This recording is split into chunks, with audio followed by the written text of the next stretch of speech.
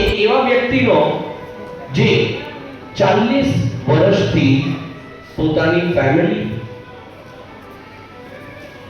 જેટલા પણ બર્ડન્સ હોય એ ઈએમઆઈ સ્ટ્રેસ બધી જ રીતે આજે જો આ પાર્ટી આપણે કરીએ છીએ ને તો એ જે વ્યક્તિ હોય ને તો એ સક્સેસફુલી હોય તો જ આ પાર્ટી આપણે બધા ઉજવીએ છીએ એવા અમારા દિવ્યેશભાઈ. હું છું તમારો હોસ્ટ એન્ડ દોસ્ત ધ ગોલ્ડ એન્કર ગોલ્ડી. તો આપણે આજની સરસ મજાની શરૂઆત એકવાર હું તાલીઓની ગડગડાટ સાથે દિવ્યેશભાઈને સ્ટેજ પર બોલાવવા માંગુ છું. એકવાર જોરદાર તાળીઓ સાથે.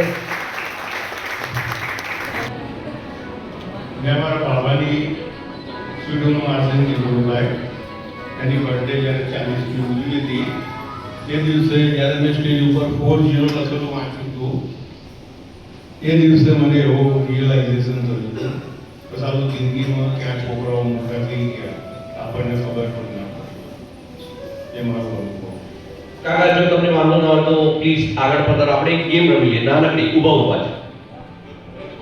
કાકા નામ તમારું? ગૌતમભાઈ. પ્રવીણભાઈ.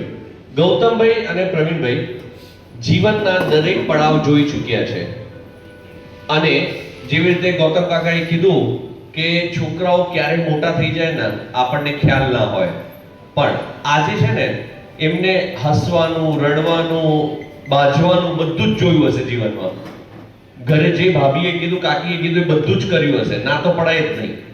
બરોબર ને? કોઈ દિવસ એવી હિંમત થઈ કે આપણે ના પાડી હોય? બિલકુલ. અત્યારે હાલ પણ હા કે ના? ના પહેલા આવે પછી આ